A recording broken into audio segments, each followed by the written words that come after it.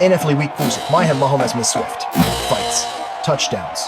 Taylor Swift. The NFL Week 6 had everything from Mahomes' magic to Mayfield's MVP run and one wild post-game brawl. NFL Week 6 wasn't just football, it was pure chaos and star power. Chiefs beat the Lions 30-17, Mahomes threw 4 touchdowns while Brian Branch threw hands. Dan Campbell called the fight inexcusable. Baker Mayfield's MVP dreams are looking very real after outdueling the 49ers. San Fran loses Fred Warner to a season-ending injury. Brutal. And yes, Taylor Swift was back in the stands, cheering Kelce with Caitlin Clark, and the Kelce fam turning Arrowhead into a pop culture crossover event. Catch our new podcast on Zebra Truth for the full breakdown, the games, the gossip, and how the NFL just became Hollywood's favorite show. All right, Jane, this past weekend in the NFL had everything big wins, wild highlights, and honestly, a bit of chaos.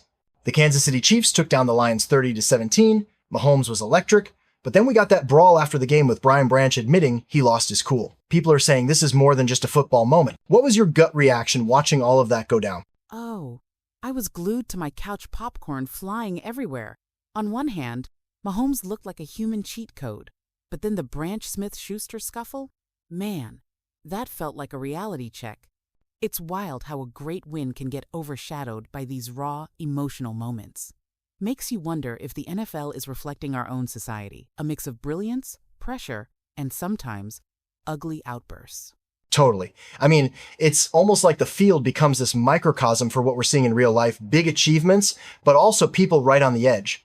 Let's break it down. From a numbers angle, Mahomes had 3 passing TDs and even rushed 1 in. But the Chiefs still struggled with the deep ball. Are we looking at a team that's peaking again? Or are those cracks going to widen when the pressure ramps up? Honestly, it's a bit of both. Sure, Mahomes is magic, and Andy Reid pulled out some new looks. Did you catch those under-center formations? But the Lions' secondary was basically patched together with duct tape, and that's not going to be the case every week. If the Chiefs rely too much on Mahomes' wizardry, they could hit a wall against, say, the Ravens or Bills. And then there's the whole emotional side. The post-game fight, it's more than just a bad look. Dan Campbell called it inexcusable. But is this just about football, or is it a bigger sign of how high the stakes and stress are now, even off the field? I think it's both football and, well, life. These guys are under insane pressure. Social media, contract years, you name it. One slip and you're a meme, you know? But it's also a call for the league to refocus on values, sportsmanship, discipline. Because if the NFL can't model that, how can we expect our communities to? For real. And speaking of refocusing, Rashee Rice is coming back for the Chiefs. That could be a game changer. But let's pivot. If you had to pick one lesson from this game for our own society, what would it be? Honestly, I'd say resilience with a side of humility.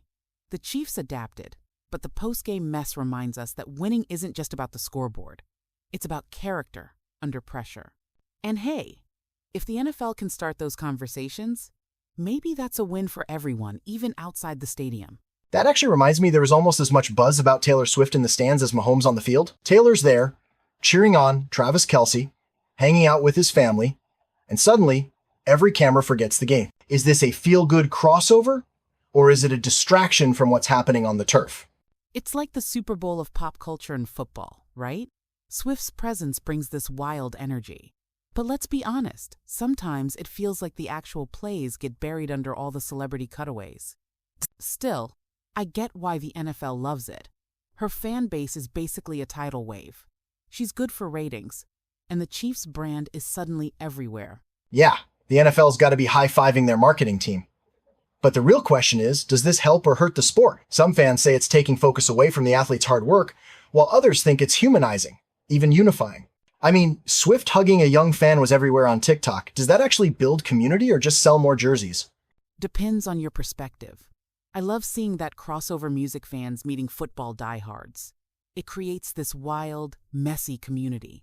But it's definitely a balancing act. The NFL risks becoming more about the star power in the seats than the players on the field. Still, I've got to admit, seeing Caitlin Clark and Taylor Swift geeking out together, kinda wholesome. And then there's the deeper angle. Does this reflect how we, as a society, get obsessed with celebrity more than substance? Or is it just a fun way to bring new people into the sport and maybe give the game a fresh vibe? Maybe a little of both. It's easy to roll your eyes at the hype, but if Swift gets a few million new eyes on football, and spark some real conversations about teamwork, about entertainment, about community, I'm all for it. As long as we don't forget, the actual football. Funny you mentioned real conversations. Jane, when you zoom out, the NFL almost feels like this living, breathing allegory for American society, huge wins, public stumbles, wild celebrity moments, and serious questions about values. Do you think these games actually teach us something bigger about democracy or the pressures we all feel? Absolutely. Every Sunday, it's like we're watching a version of ourselves. Ambition, rivalry, teamwork, even our messiest impulses.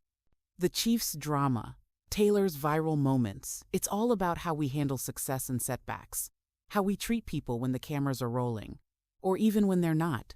It's not just touchdowns. It's a mirror for the way our society celebrates, criticizes, and sometimes tears each other down. And what's wild is that the same questions pop up every week. How do we balance excellence with integrity, or the pursuit of fame with the need for community? If you had to boil it all down, what would you say the NFL is telling us about ourselves right now? I'd say it's telling us we're all a work in progress. We crave those big moments, but we also need to check ourselves. Are we lifting each other up, or just obsessed with the next headline?